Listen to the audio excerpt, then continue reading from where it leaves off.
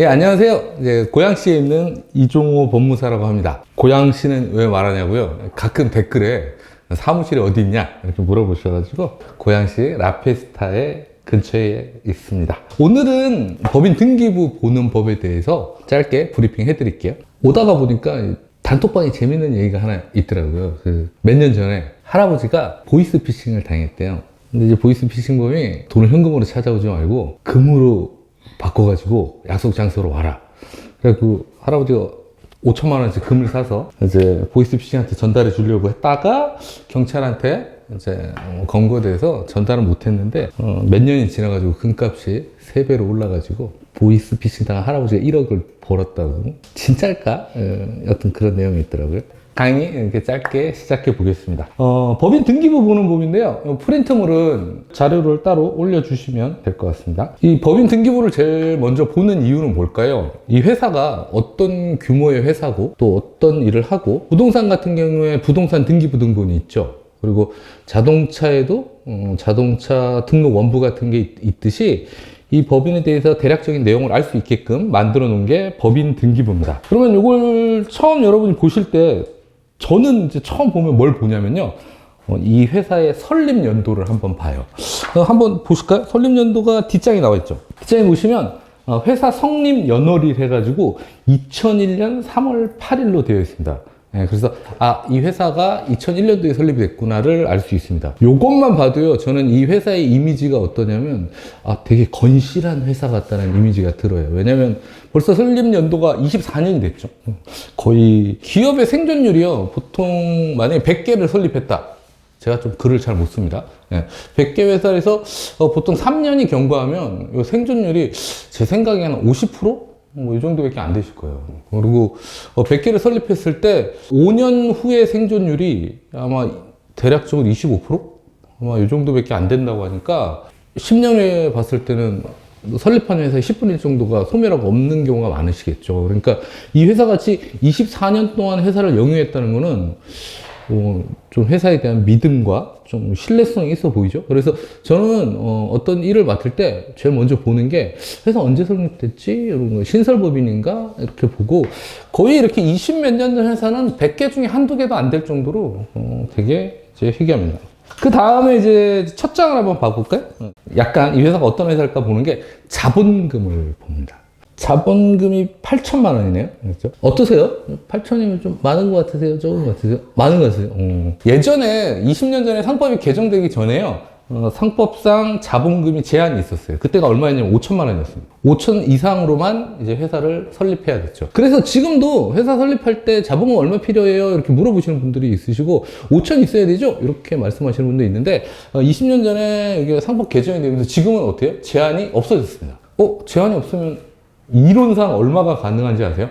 최소 한 주는 있어야 되잖아요, 주식회사니까. 그러니까 한 주에 최소금이 100원이거든요. 100원으로도 설립이 가능합니다. 근데 만약에 여러분이 어떤 회사를 100원에 설립했다고 하면 어떤 느낌이 드세요? 장난하나? 뭐 이런 느낌이 들고, 약간 페이퍼 회사 같은 느낌이 드시기 때문에 100만 원은 잘 안 하시고, 가장 통상적으로 제일 많이 하시는 건 1000만 원에서 5천만 원 사이? 그 정도를 제일 흔하게 많이 하시는 것 같아요. 그래서 이 회사는 지금 8천인데요.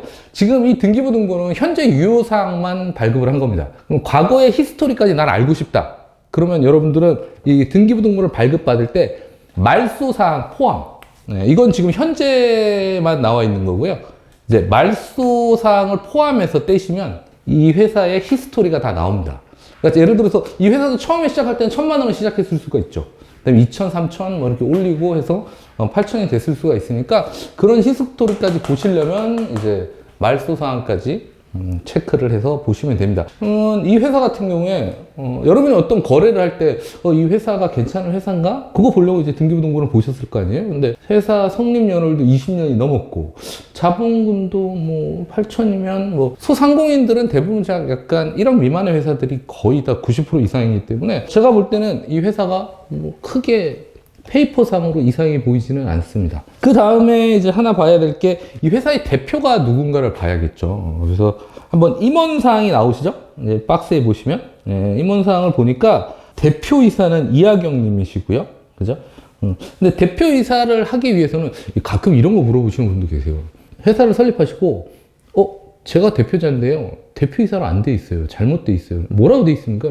사내이사 홍길동이라고 돼 있습니다. 근데 잘못된 게 아니고요. 이사가 한 명이면 그 대표자를 사내이사라고 표현합니다. 그래서 대표이사라는 표현은 이사가 여러 명일 때 그 중에 대표가 대표이사고요. 여러분이 1인 회사로 법인을 설립하시게 되면 거기에는 대표이사라고 표시가 되지 않고 사내이사라고 표시가 됩니다. 저 대표이사라는 직함을 꼭 쓰고 싶은데요. 그러면 임원 하나 더 넣으셔서 한 사람 사내이사 하시고 본인이 대표이사 하시면 됩니다. 그럼 한번 볼까요? 여기 보면 이사가 총 3분이 있으시네요. 그러니까 대표이사 이하경님 있으시고요. 대표이사가 되려면 당연히 사내이사의 직위가 있어야 되니까 당연히 이하경님은 2칸이 써 있죠. 그 다음에 김양임님이 사내이사로 있으시고 김병옥님이 사외이사로 있으십니다. 사내이사, 사외이사 뭐 이렇게 가능합니다. 근데 하나 주의할 점은 사외이사가 되기 위해서는 이사가 3인 이상이어야 돼요. 그러니까 이 회사는 이사가 3인 이상이니까 사외이사가 있는 거고, 사외이사는 잘 없는 회사가 많죠. 뭐 삼성이라든가 뭐 이런 기업들 보시면 뭐 삼성이 어떤 문화나 예술 쪽을 뭐 사업을 한다. 그러면 그 문화나 예술 쪽에 유명한 사람을 사외이사로 많이 넣어놓기도 합니다. 한 명이 당연히 있어야 될 것 같은데 없는 사람 한 명 있죠. 감사가 지금 안 나와 있죠. 그래서 감사는 필요적인 건 아닙니다. 그래서 있는 회사도 있고요, 없는 회사도 있습니다. 근데 이 회사 같은 경우에는 없네요. 예전에 있었을 수는 있죠. 말소상을 떼서 보면 예전에 있었는데 지금은 필요가 없어서 이제 감사를 뺐을 수도 있습니다. 여기서 많이 실수하시는 게요, 실수라기보다 이 등기사항은 변동이 생기면 무조건 등기를 하셔야 됩니다. 이 안에 있는 사항이 무엇이 변경이 되든 변경을 안 하시게 되시면 차후에 과태료를 맞게 되는데요. 흔히들 여러분이 사업하시다가 이런 우편물 같은 거 받아보시면 뭐 500만 원 이하의 과태료를 뭐 이렇게 할 수 있으니까 등기하세요 이러는데 약간 겁주려는 면이 있고요. 대략적으로는 몇십만 원 정도의 과태료가 나오는 게 통상입니다. 제가 본 것 중에는 제일 많았던 게 200만 원이 제일 많았던 것 같아요. 그거는 회사 규모도 컸었고요. 또 지점도 있었고요. 그런데 등기를 3년 이상 또 해태를 했고요. 기간에 따라 이제 과태료가 붙으니까 그런 경우 있고, 여기서 제일 많이 실수하시는 게 다른 이사들은 주소가 안 나와 있으시죠. 대표이사만 집 주소가 나와 있으시죠. 그러니까 등기부 등본을 보면 그 대표이사의 자택 주소도 알 수 있는 거죠. 근데 이 자택 주소가 나와 있기 때문에 이 자택 주소에 변경이 생기면 이것도 등기를 해야 됩니다. 근데 이거를 사실 저도 법무사 되고 알았으니까 일반 사업하시는 분들은 잘 모르세요. 그리고 처음 설립하시면 저희가 안내를 해드리거든요. 변경사항 생기시면 다 등기하셔야 됩니다라도 안내를 드리고, 대표님 이거 자택주소 변경되시면 등기하셔야 돼요. 근데 이제 한 귀로 듣고 이제 까먹으시죠. 바쁘시니까. 그러니까 제일 많이 저희도 컴플레인 받는 게 집 이사한 것까지 등기를 합니까? 이거 등기 안 했다고 또 과태료를 물려요? 너무한 거 아니에요? 뭐 이렇게 말씀하시는 경우가 있는데, 상법상 이렇게 돼 있다 보니까 이게 가장 많이 이제 과태료를 맞고요. 저희 입장에서도 다른 등기를 맡기셔도 저희가 이걸 한번 봐드려요. 혹시 집 주소를 옮기지 않았나? 요거 이제 많이 까먹어서 과태료 맞기를 합니다. 근데 혹시 이 중임 등기 다음 시간에 한번 더 설명을 드릴 건데요. 중임 등기는 3년마다 해야 됩니다. 3년마다 해야 돼요. 예를 들어서 뭐 국회의원 4년에 한 번씩 뽑고요. 대통령 뭐 5년에 한 번씩 뽑듯이 여기에 임원들도 임기가 3년입니다. 그러니까 3년이 경과하시면 반드시 등기를, 아무 변동이 없으시더라도 등기를 한번 하셔야 됩니다. 칠판이 약간 흔들리기도 하는데 요즘 그 일타 강사들 뭐 이렇게 보면 글씨도 예쁘게 잘 쓰는데 제가 쓰고도 좀 민망하네요. 제가 좀 악필이어가지고 초등학교 때 글씨 쓰는 연습을 많이 했었어요. 근데 여기 한번 보면 임원 취임하신 날짜가 2023년 8월 6일이시죠.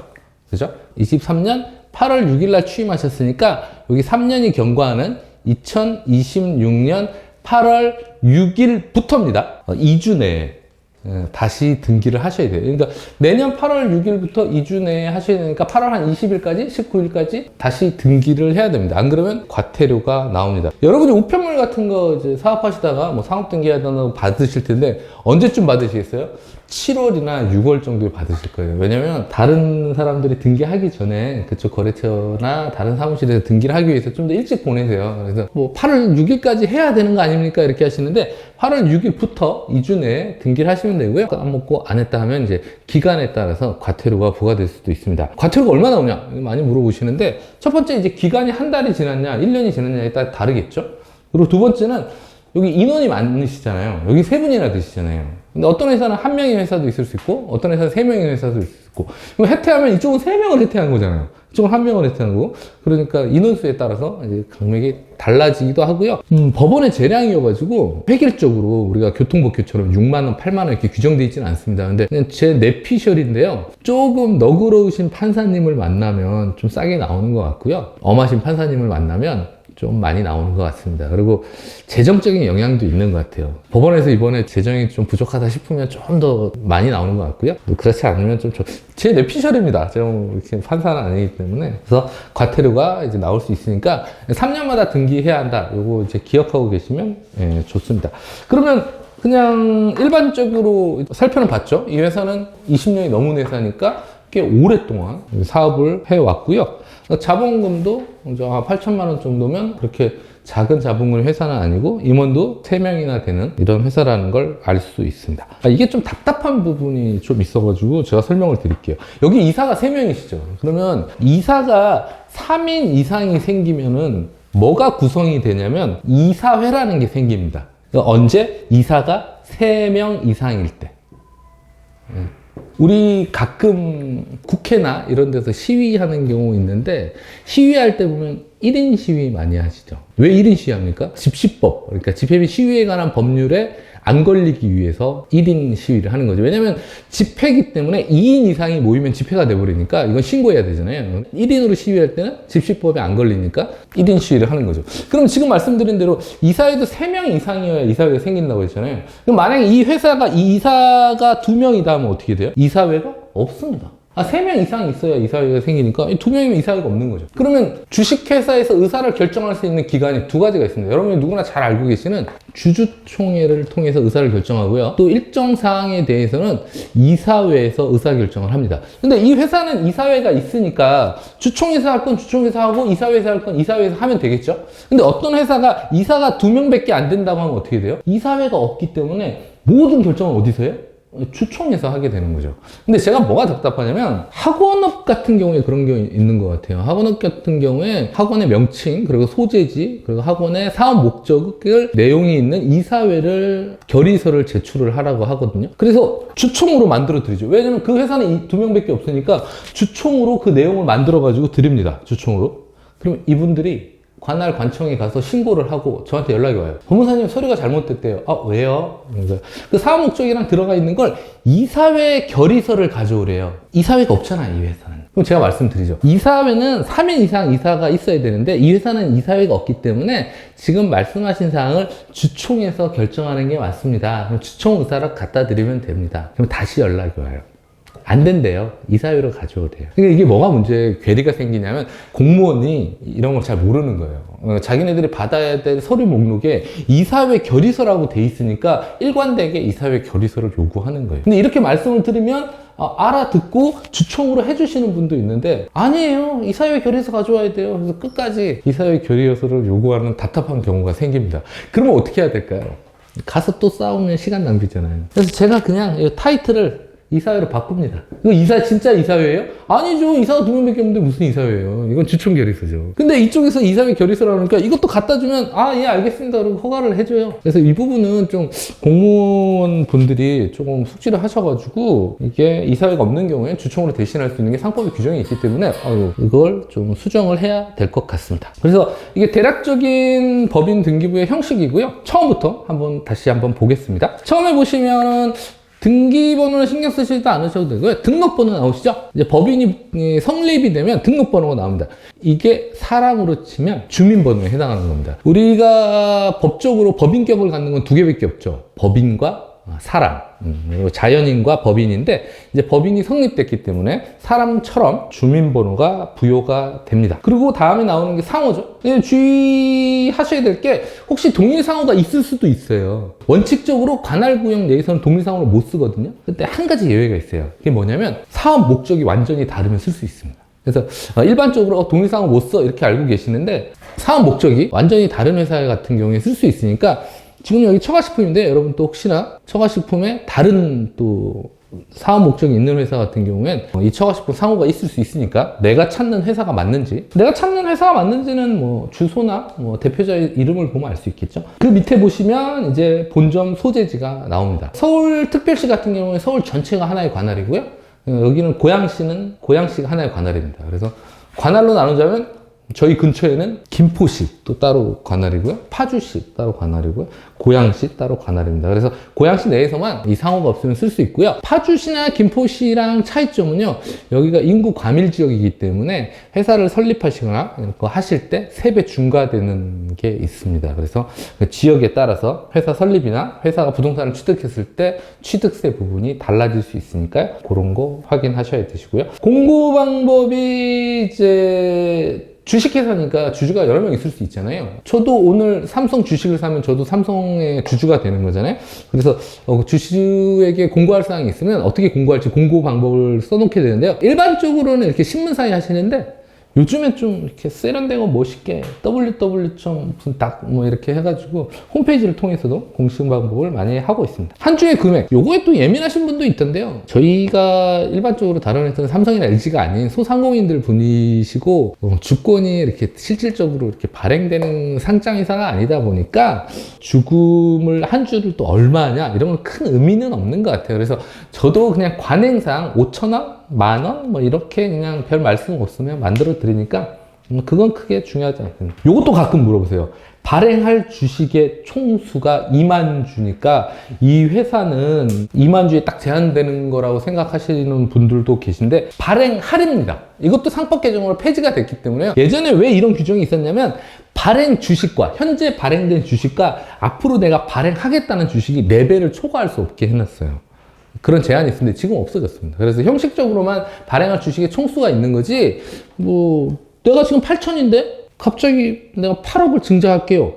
그러면 8만 주가 될 거 아닙니까? 그러면 지금 2만 주보다 초과되잖아요. 그러면 안 되는 거 아니냐? 아니요. 상법 개정으로 폐지됐기 때문에 아무 의미가 없습니다. 그냥 예전에 있던 형식이 남아있는 것 뿐이니까 가끔 이거 발행할 주식 2만 주로 해놓으면 저 얼마 이상 증자 못하는 거 아니에요? 왜 이렇게 작게 잡아주셨어요? 이렇게 물어보시는 분도 계세요. 근데 아무런 제한이 없기 때문에 그 밑에 보시면 이제 지금 자본금이 나오고 현재가 이 회사는 10,000원짜리니까 8,000주가 있는 거죠. 이건 발행 주식. 아까 말씀드린 건 앞으로 내가 발행할 근데 발행할은 그냥 내 희망사항이기 때문에 그리고 그 4배 제한도 없어졌기 때문에 큰 의미도 없습니다. 그리고 밑에 이제 사업 목적이 나오시죠? 이것도 관련해서 좀 많이 물어보시는 건 전혀 다른 사업하면 안 되나요? 이렇게 물어보시는데 됩니다. 네, 여기 보면은 뭐 식품회사 같아요. 식품 뭐 가공업 하시는데 여기다가 뜬금없이 뭐 생활용품 제조 안 돼요? 됩니다. 특별한 제한은 없기 때문에 이거 보면 이제 이 회사가 어떤 업을 하는지 알 수가 있는 거죠. 그리고 임원에 관한 사항이 나오고요. 그리고 이제 기타 사항이 나옵니다. 지금 여기 보면은 뭐 덕양 등기소로부터 이전됐다고 돼 있고요. 만약에 이 회사가 지금 고양시에 있지만 그 전에 김포에 있었다면 여기에 그런 게 나올 겁니다. 김포에서부터 왔다. 그러니까 어디서부터 왔는지 이런 게 나오고요. 또 이제 박스는 얼마든지 더 생길 수는 있어요. 근데 일반적인 회사는 잘 없는데요. 좀 큰 회사 같은 거면 제일 많이 이제 있는 게 스톡 옵션, 주식 매수 선택권에 관한 사항이 나올 수도 있습니다. 뭐 그런 게 들어간다든가 아니면 이 회사는 없지만 또 박스가 하나 더 생길 수 있어요. 어떤 게 있냐? 지점이 있으면 우리 회사의 지점은 강남에 있어요. 의정부에 있어요. 그래서 지점에 대한 박스가 또 생길 수가 있습니다. 그래서 요거는 그 회사의 이제 세부적인 사항이니까 그런 것들이 있으면 요 박스가 많아지긴 하는데 제가 이제 요 샘플은 그냥 가장 평범한 걸로 뽑다 보니까 이 정도만 규제가 돼 있고요. 또 들어갈 수 있는 게 뭐가 있을까요? 주식의 양도 제한도 들어갈 수 있습니다. 원래 주식은 자유롭게 양도할 수 있는 거죠. 근데 이 회사는 야 주식 우리 함부로 다른 사람한테 양도하지 말자. 꼭 양도해야겠으면 이사회 결의나 주총 결의를 거쳐가지고 양도하자. 이렇게 하면 그 내용을 등기부에 넣어놔야 이 주식 거래하는 사람이 알겠죠.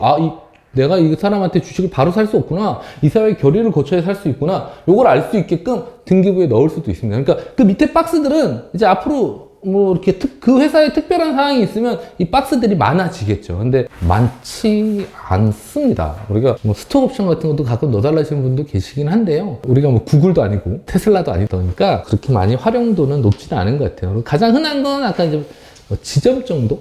지점 정도는 지점을 가지고 있는 회사들은 많으시니까요. 주식의 양도 제한도 가끔 넣어달라고는 하시는데 뭐 그것도 이렇게 많지는 않은 것 같습니다. 대략적인 건 살펴봤고요. 여러분도 이제 처음에 발급 받으실 때 요거 어느 걸로 체크를 하면 나옵니다. 그러니까 현재 사항만 체크를 하시면요, 현재 사항만 나와요. 그러니까 이 회사의 히스토리는 안 나오고요. 삼성 같은 경우에 말소 사항으로 빼면요, 인터넷 등기소 컴퓨터에서 안 떼질 수도 있으세요. 용량 초과로. 왜냐면 지금까지 얼마나 많은 대표이사 임원들이 있었겠어요? 그래서 이제 그런 회사 같은 경우는 말고는, 일반 회사 같은 경우는 말소를 떼도 두세 장밖에 안 되니까, 이제 말소를 떼보면 기존에 어떻게 임원들이 변경되어 왔는지, 그런 내용들도 알 수 있겠죠. 그래서 그냥 말소로 떼시는 걸 좀 추천드립니다. 저희는 그냥 저희가 필요한 것만 보려고 현재로 떼놓은 거고요. 이 회사에 대해서 좀 자세히 알고 싶다 그러면 말소를 체크하셔야 되세요. 체크 안 하면 말소가 안 나와요. 또 하나 있는 게, 아까 지점도 있을 수 있다고 하잖아요. 그 지점을 클릭하셔야 돼요. 지점을 클릭 안 하고 뽑으면 지점에 있는 회사도 지점이 안 나와요. 그러니까 내가 알고 싶으면 지점이라든가 말소, 지점의 대리인, 이런 거 다 그 인터넷 발급받을 때 체크하게 돼 있거든요. 그래서 체크를 하시면 그 내용을 알 수 있습니다. 대략적인 등기부등본 이렇게 내용만 한번 살펴봤고요.